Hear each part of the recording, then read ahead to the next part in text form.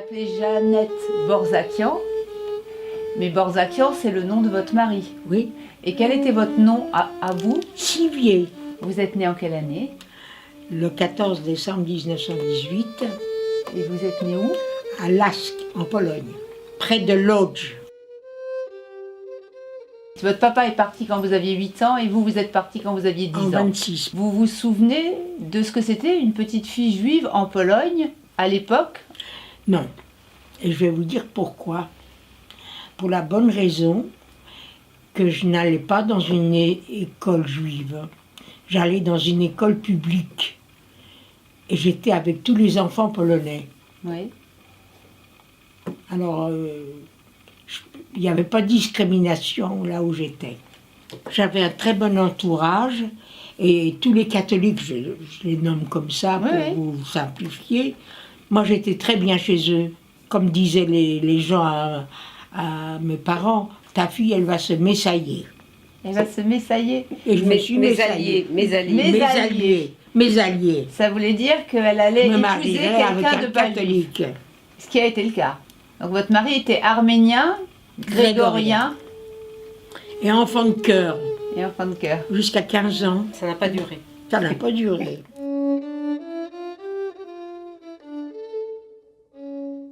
Soukov. Sous-côte. La fête des cabanes, c'était dans la cour où nous habitions. Il y avait une cabane qui était dressée et les hommes allaient manger là avec les enfants et les femmes apportaient le manger. Et qu'est-ce qui vous a fait quitter la Pologne? Oh là là, Pourquoi? l'antisémitisme. D'accord. Le polonais est très virulent et c'est le clergé qui y pousse. Personnellement, je ne le ressentais Ouais, pas. j'entends. Pour la bonne raison que j'ai toujours joué avec des enfants catholiques polonais. Oui, mais comment vous savez qu'il y avait... Puisque vous dites c'est ça qui vous a fait partir de Pologne. Donc il y avait bien autour de vous de l'antisémitisme. J'entends. Mais C'est ton vos parents. papa, il te parlait, enfin, ou il t'a parlé à un moment donné, je ne sais pas à quelle période, mais des pogroms. Il y a eu des pogroms en polonais. Moi, je ne les ai pas connus, Josette. Non, je sais, mais ton papa t'en a parlé. Ah oui. Il y a eu des grands pogroms où on tabassait, on les arrêtait, on les tuait. Ah oui. C'est ça un des éléments qui a fait partir votre père. Oui.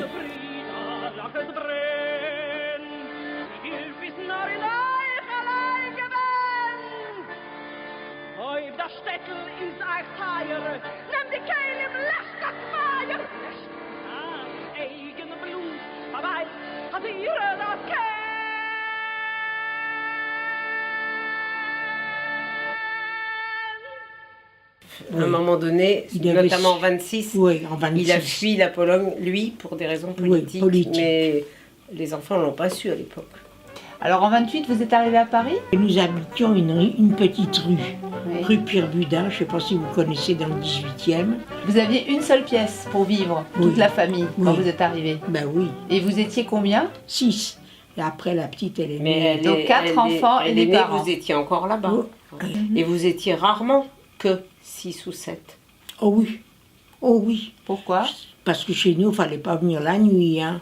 Parce Pourquoi? qu'il y avait des gens qui couchaient par terre.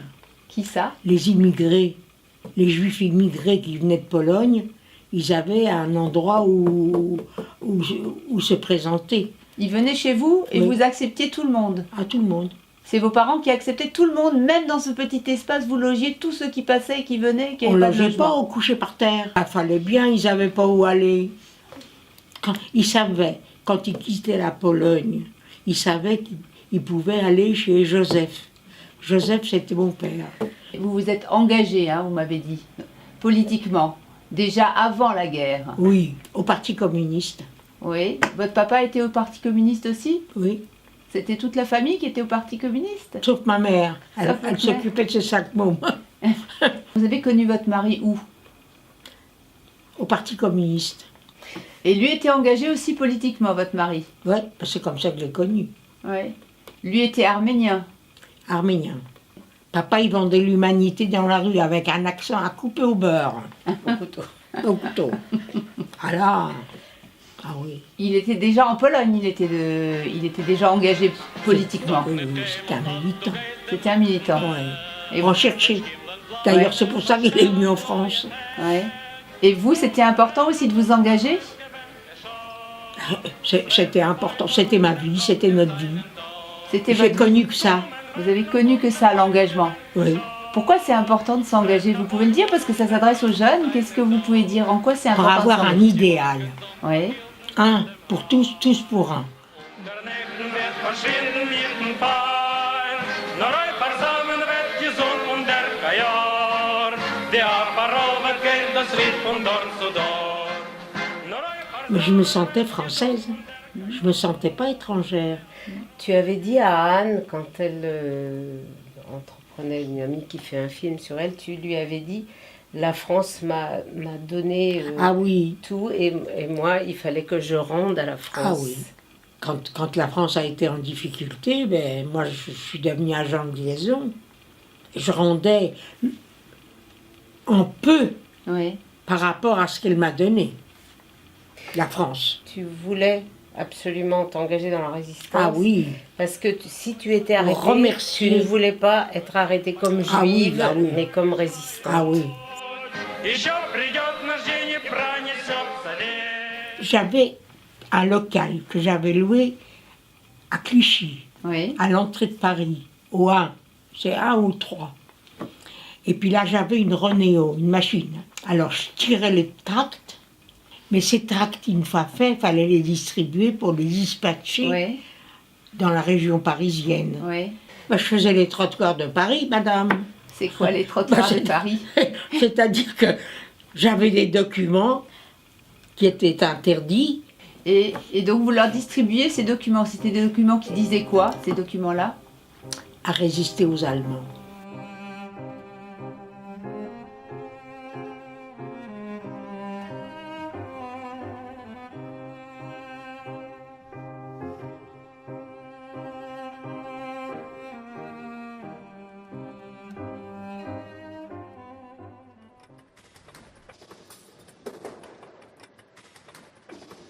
Ce jour-là, j'ai pris le métro parce que j'étais trop fatiguée.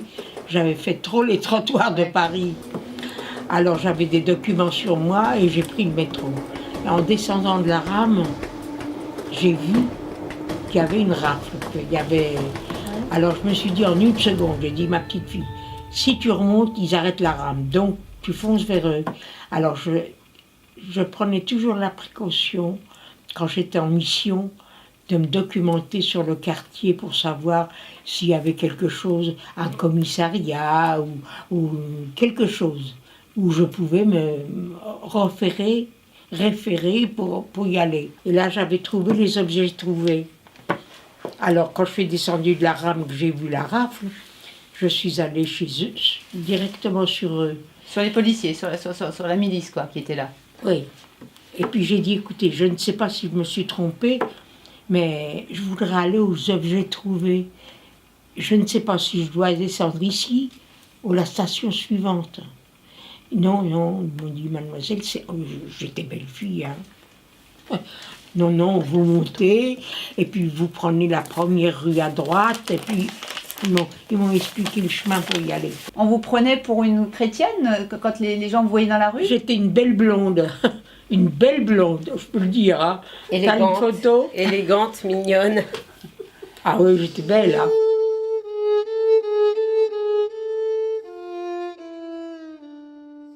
Bah, j'avais toujours peur.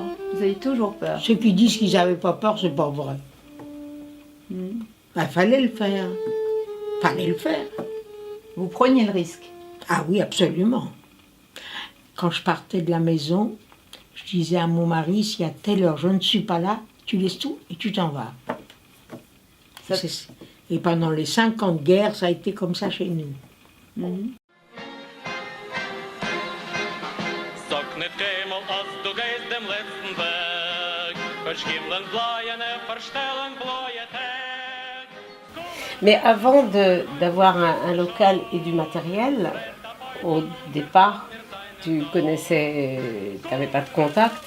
Donc en fait, tu as commencé par coller des papiers, Ouais. tu m'as raconté. On n'avait pas de contact, mais on voulait quand même faire quelque chose.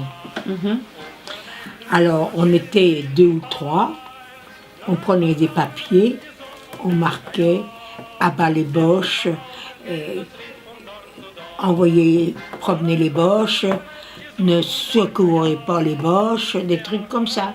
Et puis on les collait. On les collait dans les rues. C'est-à-dire, il fallait parler, il fallait dire des choses, il fallait voilà. pas se laisser faire et être... Voilà, il fallait parler, il fallait réveiller la population française. Donc quand on vous dit les Juifs se sont laissés faire, vous n'êtes pas d'accord, hein? Oh, absolument pas. Ouais. Alors ils ne sont pas laissés faire, même dans les camps. Même dans les camps. Je ne sais plus qui c'est qui m'avait raconté que mon père, il avait monté tout un réseau dans le camp. Oui. Vous pouvez raconter ce qui s'est passé, comment il a été déporté? C'est-à-dire qu'ils ont été arrêtés comment? Sur dénonciation. La police française est venue à la maison les chercher? Exactement, avec revolver au poing. Il y avait sa plus jeune sœur. Il y avait Germaine. Oui. Oui, papa lui a dit sauvez-vous. Vous étiez 4 sœurs, donc elle c'est la plus jeune C'est la plus jeune. qui s'est sauvée. Et d'ailleurs, ça reste une culpabilité énorme encore maintenant. Parce que- 86 ans maintenant, elle a toujours cette culpabilité. Quoi? Et elle raconte qu'elle a mûri instantanément en une seconde, donc elle s'est sauvée. Et les autres n'étaient pas là non plus à la maison. Non, on était tous dans un réseau. C'est ça. Ouais. C'est-à-dire que tu étais partie ce jour-là porter Du thé à André. de thé à mon père, qui n'était pas encore son mari, Voilà. mais C'est ça. qui vendait des chaussettes dans une porte cochère. Oui. Et quand Quand elle est je- revenue, Je suis montée, quand je suis on habitait au 3e. Et quand je suis montée l'escalier, la personne qui habitait au premier, elle a ouvert la porte, elle a dit ne monte pas à la Gestapo chez toi, va-t'en. Donc il y avait des Français qui aidaient et il y Ah avait oui. des Français qui dénonçaient. Exactement. Il y avait les deux. C'était Mes gentil. parents ont été dénoncés et une autre m'a sauvée. Ouais. Ouais. Celle du premier m'a sauvée, celle du 3e.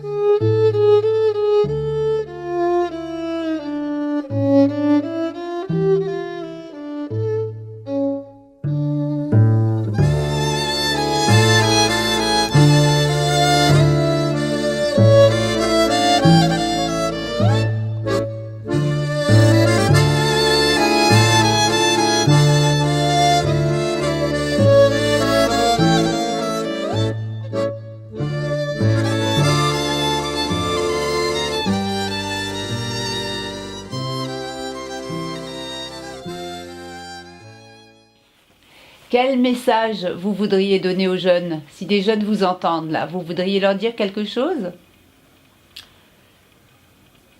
De s'occuper des gens qui les entourent, pas seulement d'eux.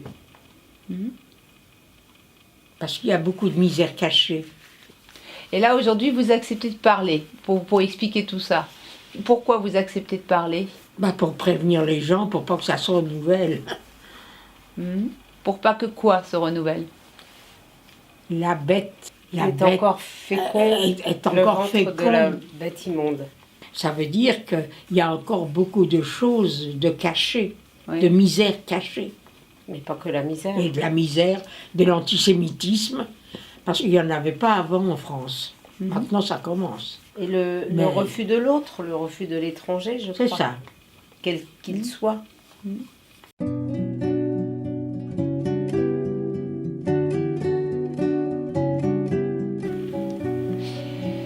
Je voulais vous poser la question de votre vécu à vous, de ce que vous avez vécu vous, de l'histoire particulière de votre maman, donc qui a survécu de la Shoah, qu'ont subi ses grands-parents, et du génocide arménien qu'a subi votre père.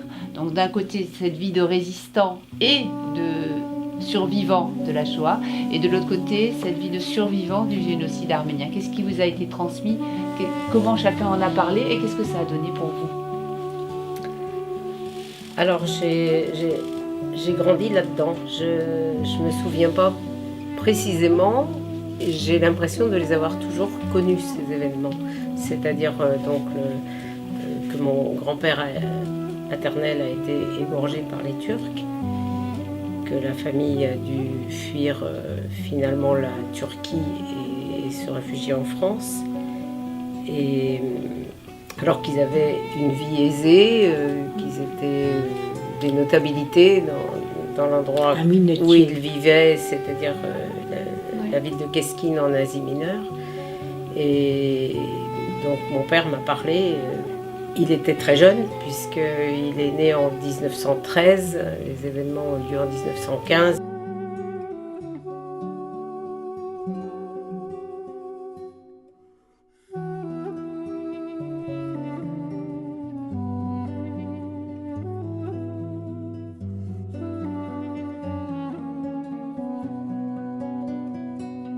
Mais bien sûr, il était imprégné de tout cela. Et ma mère m'a toujours parlé aussi de sa famille, de la Pologne. Ma grand-mère était quelqu'un de doux, une travailleuse qui a vécu très durement, qui a eu des enfants coup sur coup, puisqu'elle a perdu même 2 jumeaux. En tombant avec une bassine de tripes, elle était tripière, ouvrière tripière. Et mon grand-père, qui était un homme moderne, ouvert, avant-gardiste pour son époque. La communauté juive venait le consulter quand il y avait quelque chose de sérieux à débattre. Il lisait beaucoup, il avait beaucoup d'humour, il était très spirituel et... Très. Voilà, on adore tous, mes cousins, cousines, entendre parler de nos grands-parents et notamment de notre grand-père qui était vraiment, à mes yeux, quelqu'un à part. Donc mes parents ont toujours été engagés. Ils avaient des valeurs, ils ont des valeurs humanistes, de partage, de solidarité. Et la crainte de voir se répéter des événements sombres qui ont eu lieu, parce que bon, on vit une époque où on ne peut pas être tranquille et rassuré avec tout ce qui se passe, qu'on entend, et en France et ailleurs.